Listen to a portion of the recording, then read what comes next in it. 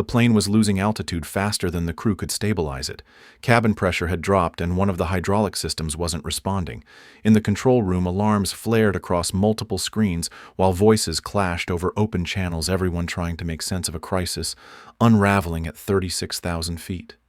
The lead technician on duty slammed his headset down and cursed under his breath. No one on the floor had the full knowledge of that aircraft's emergency systems. The one person who might was sitting quietly in the back corner watching the chaos build like a storm she'd already rehearsed in her mind 100 times. She didn't speak. Not yet. Not until the operations manager spun around and pointed at her with desperation in his voice, asking if she was ready. Emily stood, her badge swinging against the front of her plain blue shirt, her eyes fixed on the flashing indicators.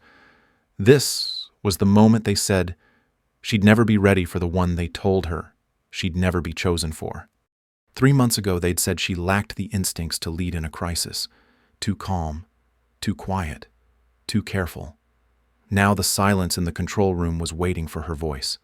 Emily Parker was the kind of woman most people overlooked in a crowded room. She dressed in pressed jeans and worn sneakers, her hair usually pulled back in a low bun, not out of style but out of habit. Her eyes held a calm that made her seem older than 33.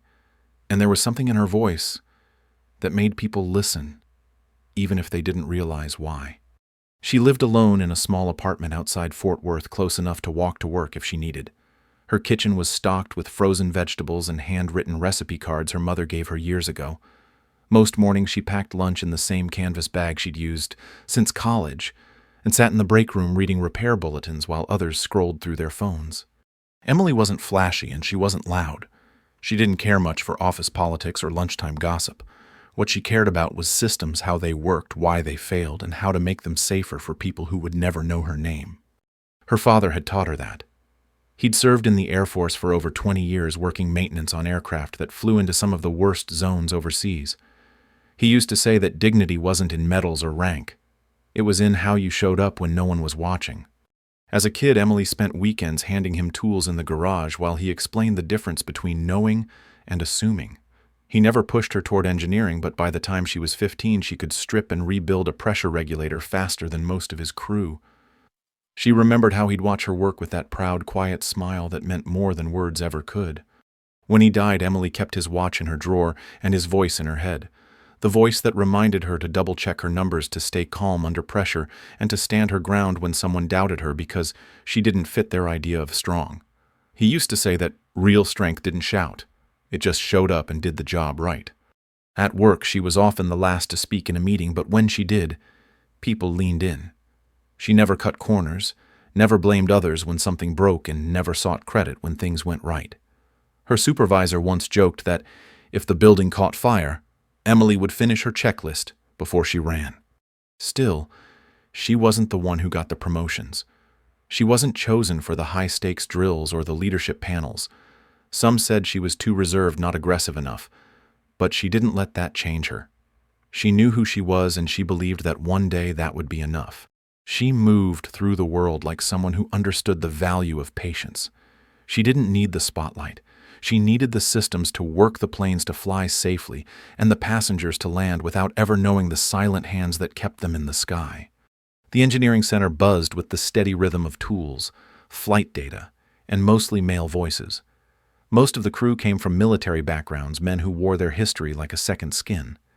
Their conversations often drifted into war stories, combat drills, and the kind of pressure only men like them understood. Emily worked in the middle of it all. Her station neatly arranged her headset, always on standby. She didn't interrupt, didn't try to blend in. She focused on diagnostics, ran her reports twice, and stayed invisible enough to avoid the sideways glances that came when she spoke too confidently. Some called her too serious. Others too soft. They meant it kindly, as if they were giving her advice on how to move up. But what they really meant was that she didn't match the model they were used to. Her voice wasn't loud, her posture wasn't dominant, and her instincts didn't come from battlefields. There was a kind of unspoken code at the center. The men who got heard were the ones who sounded like they could take control in chaos. Emily sounded like someone who could prevent the chaos in the first place, but that never carried the same weight. One afternoon, a position opened up for team lead on the Rapid Response Unit. It was the group that stepped in when an aircraft showed signs of failure mid-flight. The job demanded precision nerves and a deep knowledge of systems under stress. Emily applied without hesitation. She spent the weekend updating her certifications, organizing her test results, and preparing a proposal for improved response protocols. She handed it in first thing Monday, her name neatly printed across the top. She didn't expect favors, only fairness. The panel met that Thursday. When she walked into the room, 3 men glanced up and then back down. One asked about her background, another asked if she'd ever led a team in a crisis. The third just stared at her file and asked no questions at all. She spoke, clearly explained her approach, and answered every technical question without pause. When she finished, the room was quiet for a beat longer than it should have been. Then someone said they were looking for someone who could handle high-pressure calls without hesitation. That evening, they announced the new lead. A younger man named Reggie had been chosen. He'd done 2 tours overseas, had a louder voice, and less experience with civilian systems. No one said it outright, but Emily heard the message loud and clear. The following week, she walked past the rapid response room and saw him struggling with a simulation she'd written 6 months earlier. He glanced up and gave her a shrug, then asked if she had a copy of the old checklist. She handed it to him without a word. At lunch, someone joked that Emily would have nailed the simulation blindfolded. Someone else said, maybe that was the problem. She made it look too easy, too quiet.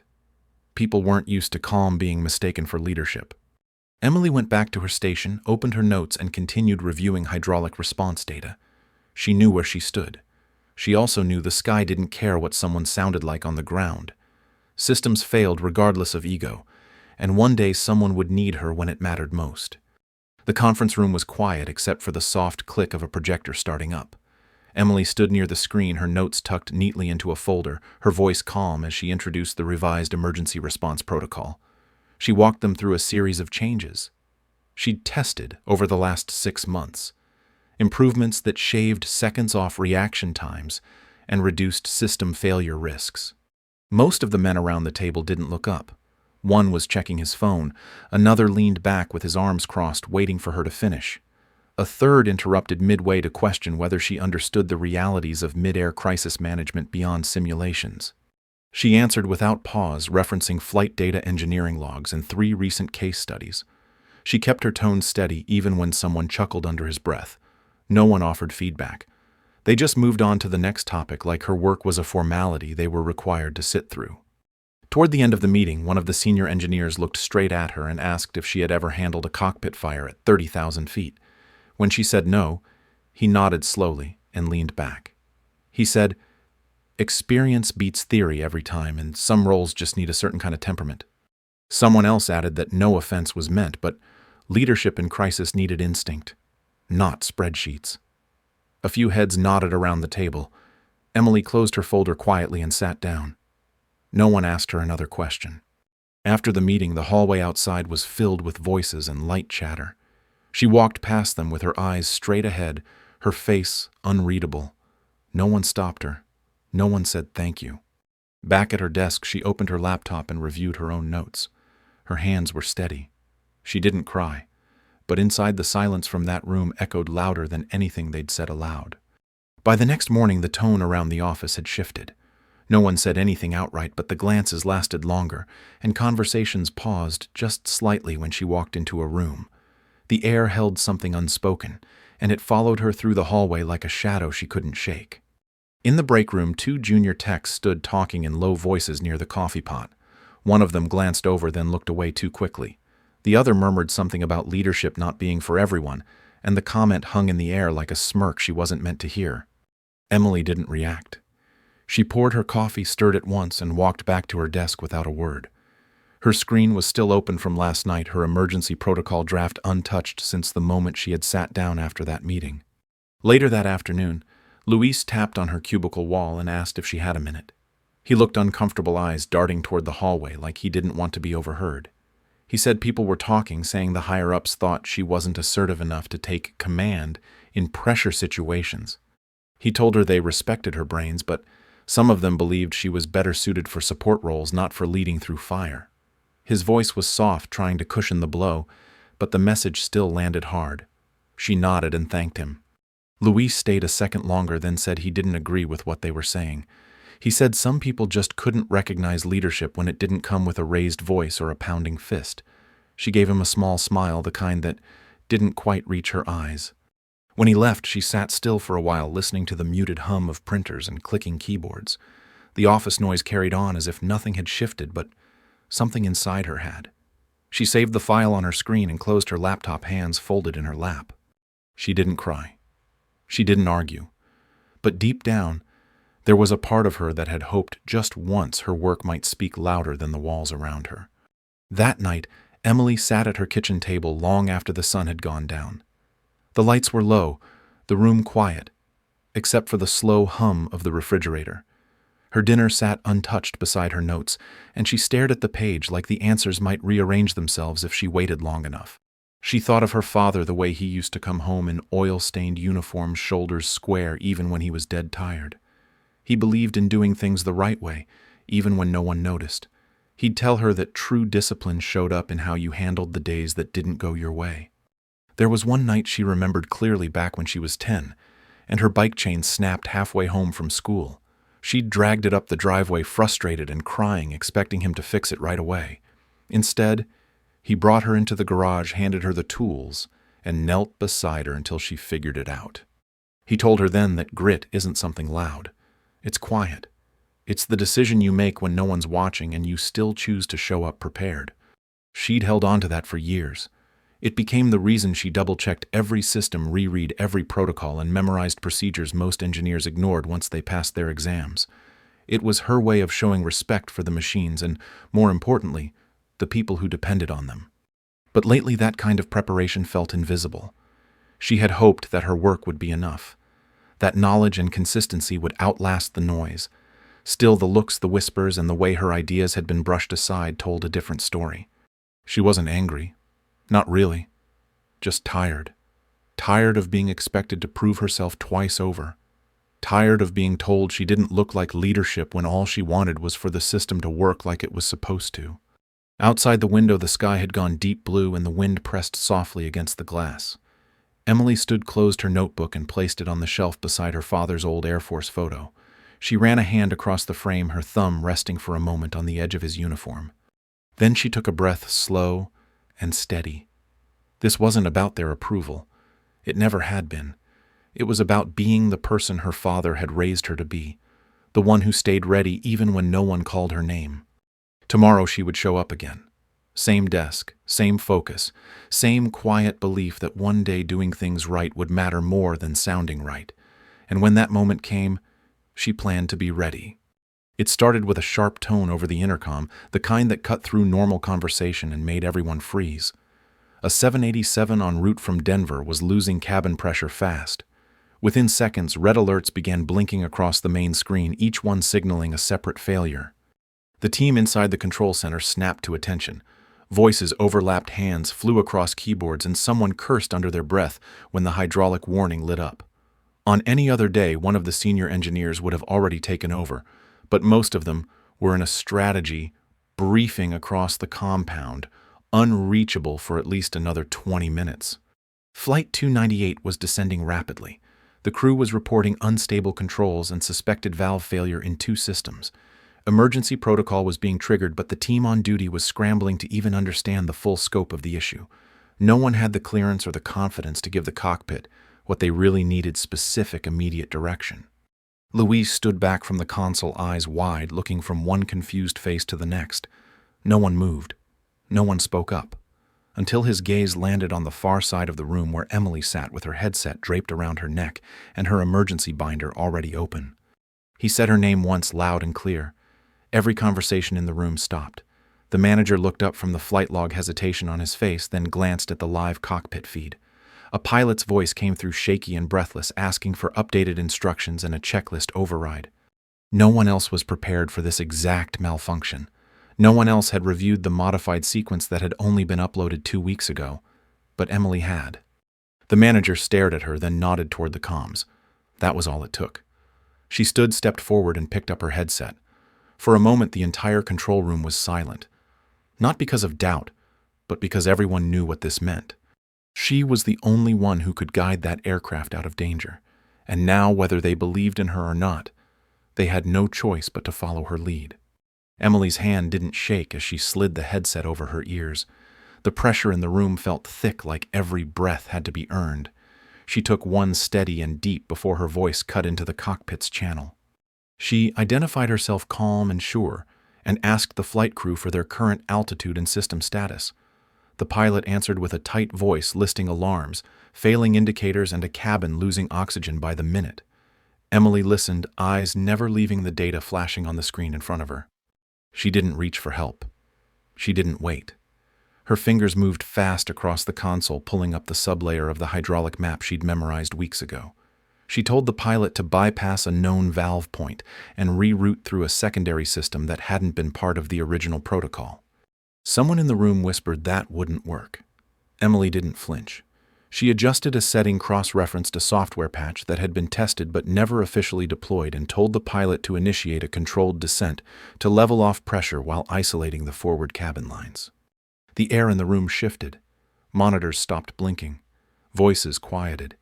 Even the manager leaned forward, eyes wide, as Emily guided the flight like she'd done it 100 times. On the screen, the pilot's voice lost its edge. He repeated her instructions back with a tone that was no longer frantic but focused. She confirmed each step, adjusting based on what she knew about the aircraft's quirks. These weren't just procedures. These were decisions built from experience, hours of testing, and instincts no one had thought she had. When the pressure began to stabilize, a soft exhale rippled across the control room. Emily didn't pause to acknowledge it. She was already 2 steps ahead, checking for secondary failure points and issuing a new course that would bring the aircraft down safely at a closer airport. The manager stepped back and just watched. Everyone did. They had never heard her voice this way. It wasn't loud, but it carried weight. It didn't demand attention. It earned it. By the time the pilot said they were back in control, Emily's headset was still in place, her tone unchanged. She ended the transmission with a simple instruction and one final confirmation. Then she removed the headset and sat back. The room was still quiet, but it wasn't silence. It was something else. It was respect. And this time it was hers. The cockpit was loud with alarms and warnings, every screen blinking red and orange. Oxygen masks had dropped in the cabin. The plane was dropping fast, and the pilots could barely keep the nose level. Emily leaned over her console, eyes locked on the real-time systems feed. The aircraft had lost pressure in 2 compartments, and the left side hydraulics were failing. Standard protocol would have told them to divert pressure from the right, but that system was already strained. She knew the plane's software had an unused bypass route buried 3 levels deep in the diagnostics menu. It had never been used in a live flight. She keyed in the sequence, verified the parameters, and gave the pilot 3 steps that weren't in any training manual. The flight crew hesitated for a second, reading back the instructions. It was a gamble, but it was the best chance they had. Emily responded firmly, told them what to expect, and reassured them it would hold. In the control room, engineers watched as new readings started to shift. One of the backup valves kicked in, pressure equalized across the main chamber, and the descent slowed. Emily guided the pilots to reroute the ventilation system through a dormant auxiliary channel, forcing air through to balance cabin oxygen. It worked. Slowly, the numbers climbed. She told them to drop altitude gradually, not to shock the cabin with rapid pressure changes. She instructed a manual override for a gear bay sensor that was reading false. Every move built on the last. The crew followed her without question, not because she demanded it, but because she gave them answers that made sense in the chaos. Her tone stayed steady, never rushed, always clear. Back in the cabin, passengers sat with eyes closed, some crying, some praying. They didn't know the voice guiding their flight belonged to someone whose name had been left off every leadership list. They didn't know this moment had been prepared for in silence and isolation. Emily kept her focus sharp. She walked the pilots through each remaining risk, including a low-speed approach to protect the compromised flaps. She referenced a training anomaly from 5 years ago that matched this failure pattern. No one else would have remembered it. She had. As the plane leveled, the alarms began to fade. The screens in the control room switched from warning to stable. Emily instructed the final approach settings, rerouting power to keep the landing gear stable without risking a short. One of the engineers whispered that he didn't even know that function existed.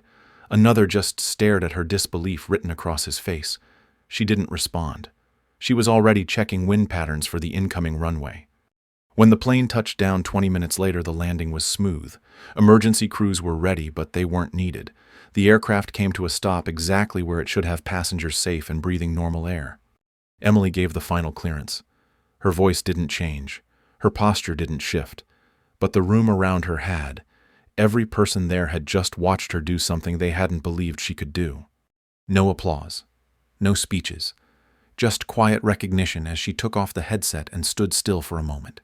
She looked at the screen, confirmed the aircraft was fully shut down, and let the breath she'd been holding slip out slow. She had done what none of them could. She had saved lives not with noise or bravado, but with knowledge, instinct, and absolute control under fire. This was her moment, and she owned it completely. The wheels touched down with a soft jolt and the engines roared gently into reverse. Inside the cabin, passengers clutched armrests, each breath held like a final prayer. Then the brakes eased, the plane slowed, and a ripple of stunned relief spread through the aisle. In the cockpit, the captain's hands dropped from the controls. His voice broke slightly as he thanked the woman on the other end of the line, the one who had carried them through a nightmare with nothing but clarity and calm. His co-pilot just sat back, eyes closed, letting the weight of what almost happened sink in. Back in the control room, the monitors showed a still aircraft resting safely on the runway. The blinking lights had stopped. The feed went quiet, but the silence in the room stayed. No one moved for a full 10 seconds. Then someone whispered that they'd made it. Another asked if anyone had seen what she just did. And slowly, one by one, heads turned toward Emily. She was still standing, headset around her neck, her breathing quiet but steady. Her hands were clasped lightly in front of her, and her eyes were still on the screen as if waiting for one last confirmation. She didn't speak. Luis exhaled first, a shaky breath that ended with a low laugh. Not out of humor, but out of stunned disbelief. The same engineers who had once ignored her now looked at her like they were seeing her for the first time. No cheers, no clapping, just eyes filled with something heavier, respect, awe, and a quiet understanding of how close they had come to disaster and who had brought them back. Emily finally looked up from the console. The pressure in her chest began to ease, and a strange warmth settled behind her ribs. Not pride, not quite. Something deeper. A sense that all the hours, all the rejections, all the silence she had endured had led here. She didn't need to say anything. She just gave a small nod, barely more than a breath, and returned to her seat. She picked up her notebook, closed it slowly, and placed it back in the drawer. Outside the window, the sun was beginning to dip, painting the sky in soft shades of orange and gold, the kind of light that didn't announce itself but changed everything it touched. 3 days after the emergency landing, an internal audit was ordered. Corporate wanted to know how a flight had come that close to catastrophe and why the standard protocols had failed. Every file report and safety recommendation from the past year was pulled for review.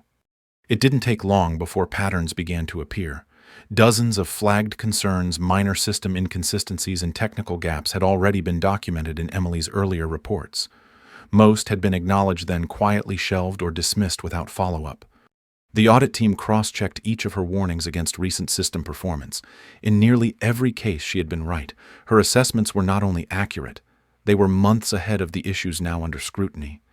People started talking, not behind closed doors this time, but openly. Her name came up in meetings, on emails, and in briefings where she had never been invited before. She was no longer the quiet one in the back row. She had become the standard others were now being measured against. Managers who had once overlooked her asked for her input. Engineers who'd brushed off her methods now requested copies of her logs. The company culture that had once questioned her tone began to reckon with its own. It was a slow shift, but it was real. Not overnight praise or headlines. Just a growing acknowledgement that the person they hadn't listened to was the one who had done the work all along. Emily didn't ask for credit. She didn't speak at the staff meeting where the audit results were shared. But when the director said the emergency had revealed not just system flaws, but leadership blind spots, the room turned toward her anyway. And she met their eyes. Calm, clear, the same way she always had. Only now they saw it. By the end of the week, 3 senior engineers had submitted their resignations. The company didn't announce it publicly, but the message was clear. The audit had exposed more than mistakes. It had revealed a culture of ignoring the right voices at the wrong cost. Emily was called into a private meeting with the director and 2 board members. They offered her the role of head of emergency systems and protocol, the same position she had once applied for and been quietly passed over. She listened, quiet, and still unsure if this was something she wanted or just something they now needed. Louise stood outside the meeting room afterward and waited for her. When she stepped out, he didn't ask what they said. He just told her she had already proven what real leadership looks like, and now they were finally catching up. She didn't smile, not right away, but there was something softer in her face, something steadier. She said she'd think about it and walked away without rushing to give them an answer. That night, she sat at her kitchen table again. Same chair, same quiet room. But something had changed. She looked at her father's photo, then at the reports she'd been writing since long before anyone had cared. She didn't take the job to prove anyone wrong. She took it because the work mattered, and now there was finally room to do it right. She walked in the next morning with the same calm she'd always carried. Only this time, the whole room turned to listen. 3 months later, the training center looked different. The rows were filled with fresh faces, some just out of school, some switching careers, and more than a few were women. Emily stood at the front, her sleeves rolled up and her hands marked with ink from the whiteboard.